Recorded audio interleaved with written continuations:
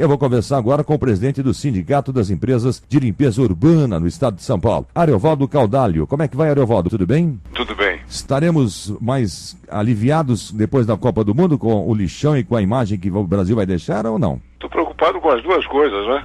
Tanto com relação ao resultado daquilo que a gente vai obter em campo, quanto especificamente naquilo que a legislação exige. Sim. A partir do ano que vem, todas as cidades vão ter que se adaptar à nova realidade, né, dos lixões. Existe algo que é inegável, é um texto de lei, não é? E como tal deva ser cumprido. O Ministério Público, a questão de 40 ou 50 dias atrás, fez uma reunião no Espírito Santo, em Vitória, e uma das determinações que saíram desta reunião é que a partir do dia 3 de agosto do ano que vem, o mesmo Ministério Público vai ensejar uma série de ações no sentido de verificar o cumprimento ou não da previsão do fechamento dos lixões. Agora, eu entendo que isto é correto, entendo que a lei está aí para ser cumprida, mas entendo também o seguinte: pelo andar da carruagem, nós temos aproximadamente 45% dos municípios brasileiros que têm lixões e continuam a tê-los ainda hoje, falando com você. E eliminar um lixão não se consegue, digamos, por uma questão de determinação de alguém, baixar um decreto ou legislar através de uma lei, não tem nada disso. São ações que exigem, por exemplo, previsão a respeito de local que vai ser um aterro, estudos técnicos que são feitos em relação ao meio ambiente, investimentos necessários que os municípios não necessariamente possuem, não é? E tudo isso me faz ver, como técnico, que nós vamos chegar não em agosto, que é a data limite, mas antes de agosto eu acredito que vai haver alguma forma de se ajeitar essa data, infelizmente. E o que há de mais moderno fora do Brasil no que concerne exatamente a eliminação do lixo sem que ele comprometa o meio ambiente? Por exemplo, no ano passado, o ano retrasado, o ex-prefeito de Jundiaí, Miguel Haddad, ele foi à Europa, ou à Alemanha, ou à Inglaterra, ou à França, ou à Itália, não me lembro qual foi o país, onde se queima o lixo. O lixo existe não é usina de compostagem, mas assim o lixo é eliminado através do fogo, e daí gera energia. Como o mundo busca energia, que tal associar uma coisa a outra? Queima-se o lixo gerando energia. Nós fazemos aqui, no Brasil nós temos a própria lei, que ela faz uma inflexão diferente sobre o assunto. A lei considera que nós devamos processar os resíduos de toda maneira, de ponto de vista técnico e também do ponto de vista econômico, o máximo possível, para poder retornar esses resíduos de forma, digamos, positiva para a cadeia produtiva, seja da própria cadeia da qual ele veio, da própria indústria da onde ele se originou, ou seja, como matéria-prima para outras atividades. Isto é uma posição, a meu ver, bastante positiva, porque você recupera do ambiente, quer dizer, aquilo que pode hoje não está se esgotando, mas que fatalmente um dia estará assim. A incineração para nós, na própria legislação, tem o aspecto de, digamos assim, a última posição da cadeia de manejo, que se não tiver mais chance nenhuma de reaproveitamento, então ela poderá ser utilizada. Então eu vejo que a questão não é bem do problema da energia. Nós temos aí saber o que nós queremos. Se porventura a energia é necessária, ela poderá ser obtida sim, mas desde que nós façamos o dever de casa de não mandar para o incinerador produtos, já chamo assim, resíduos, que ainda possam ser reaproveitados. E aí nós estamos engatinhando aí na chamada coleta seletiva, então, né? Nós estamos engatinhando porque existe um aspecto importante. Na verdade, se deixa tudo para a última hora, e a própria população, que é, no meu modo de entender, o protagonista principal, ela não tem informação suficiente, quer dizer, conhecimento necessário para se engajar em alguma coisa de grande porte e que ela realmente encontre naquilo resposta para as questões não só sociais, mas de própria saúde pública que ela vive.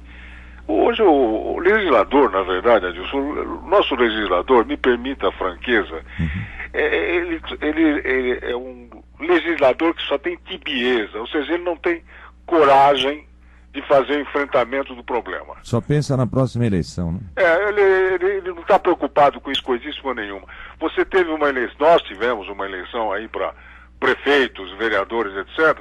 Não teve um candidato sequer, que tivesse levantado uma bandeira, entre tantas outras que levantaram, para dizer que no governo dele ele poderia começar a fazer algo em relação aos resíduos. Quer dizer, isso é desanimador, entendeu?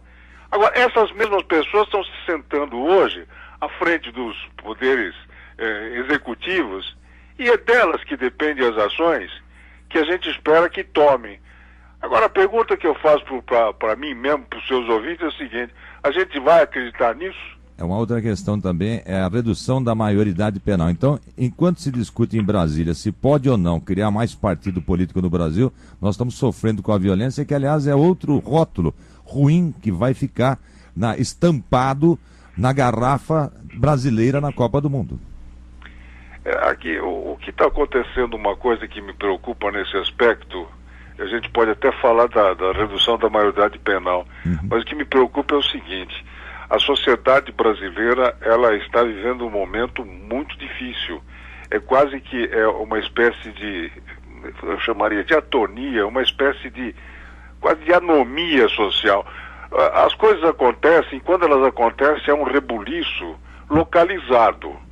Mas parece que conviver com a violência hoje nas cidades tornou-se algo perfeitamente natural. É mais um que morre e está só esperando o próximo a morrer para a gente falar do próximo e assim não tem problema. Hoje você tem os menores fazendo o que fazem, e eu não vejo por parte, por exemplo, da sociedade, ou por parte da própria, não sei casos como o seu que traz esse problema à tona, discussões claras.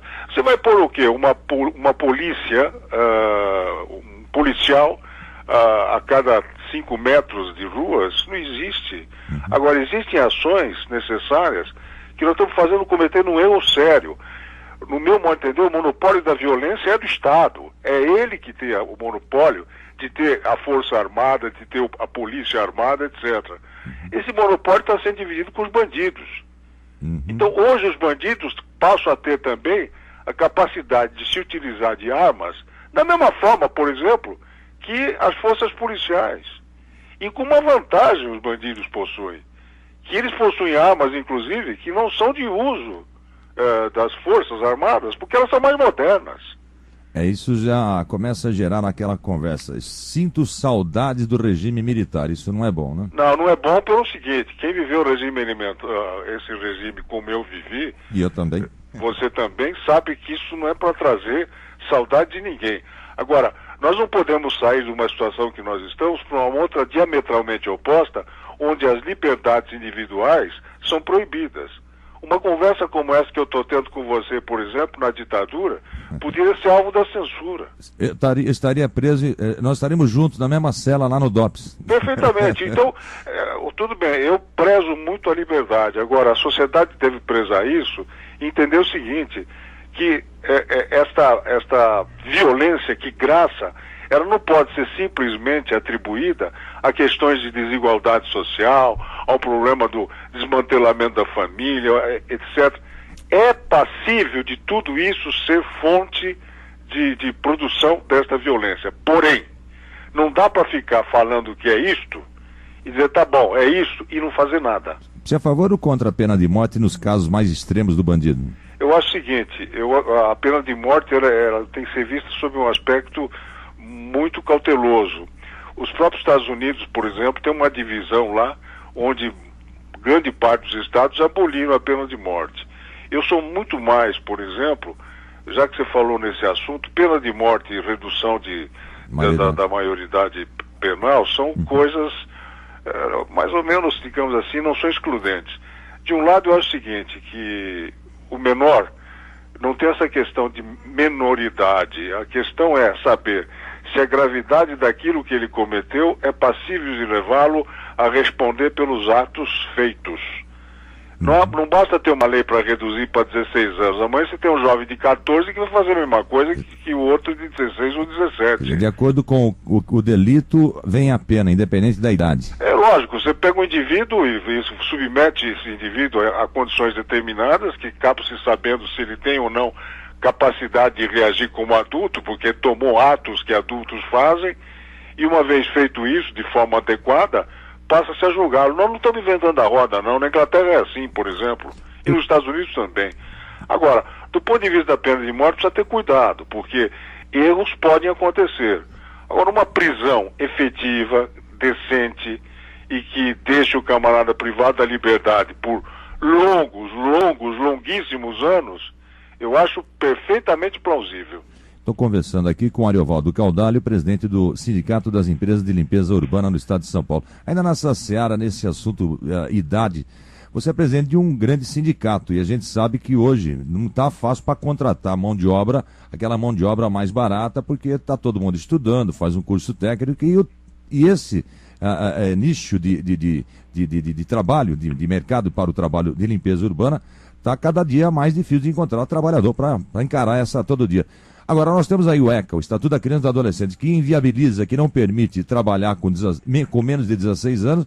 Aí o Brasil tem que importar a mão de obra da Bolívia, do Paraguai, da Colômbia, enfim, do Haiti. Né? Para poder suprir essa ausência dada a falta de interesse dos jovens por esse tipo de trabalho, como é o do teu sindicato. Agora, nós temos um problema sério, porque nós trabalhamos o nosso tipo de trabalho sempre contou com, digamos assim, a população que compõe a chamada base da pirâmide social, não é? E no passado de 15, 20 anos para trás, não precisa ir muito, nós tivemos aquelas correntes migratórias, né, que atraíam pessoas com vitalidade física, né, e vontade de fazer esse tipo de serviço. A partir de determinadas circunstâncias, como você acabou de dizer, isso mudou. E eu posso lhe dizer, por exemplo, que hoje no nosso setor de limpeza urbana, a escassez é absoluta, a ponto de, em algumas regiões do país, o nosso setor está, sim, se utilizando de mão de obra haitiana. Uhum. Isso já acontece com uma frequência que o público talvez se assustasse, não é? Por quê? Porque, obviamente, por alguns motivos. Primeiro, porque o trabalhador da nossa atividade, ele não se sente prestigiado pela comunidade a qual ele serve. Então existe uma espécie de estigma social a ser vencido. Segundo lugar, hoje a construção civil, que é um concorrente econômico bastante, assim, um potencial bastante elevado, né?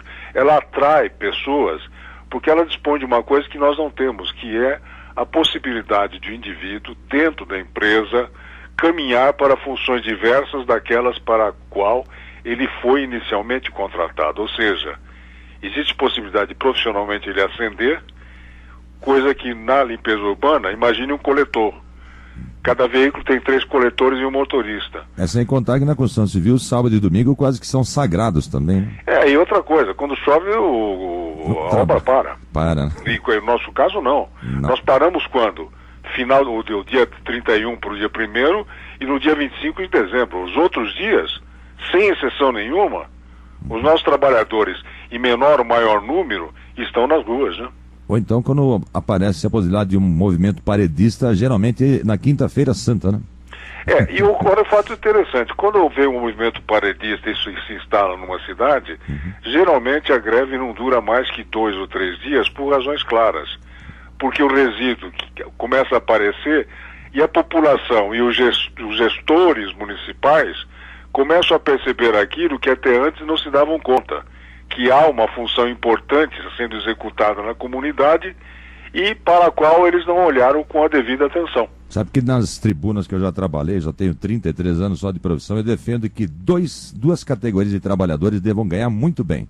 Primeiro, os coletores de lixo. Segundo, enfermeiros. Só quem cai no hospital e vê quanto trabalha um enfermeiro. E terceiro, claro, os professores, né? Agora você fechou o ciclo completo. Você não esqueceu dos professores. Maravilhoso. Agora, Isso é um sonho. Você disse que tem 33 anos de carreira. Eu estou há 49 anos na limpeza urbana. Eu estou querendo saber se eu ainda consigo ver pelo menos parte desse sonho que eu compartilho com você realizado, e num futuro não muito distante, porque afinal de contas não tenho pernas para chegar tão distante, não é? Esperaria que isso acontecesse e pudéssemos comemorar juntos. Quem sabe depois da Copa do Mundo com o título do Brasil, né, Ariovaldo? Com certeza. Grande abraço e bom trabalho para você. Igual para você, muito obrigado, adeus. Agradecemos ao presidente do Sindicato das Empresas de Limpeza Urbana no estado de São Paulo, Ariovaldo Caudalho.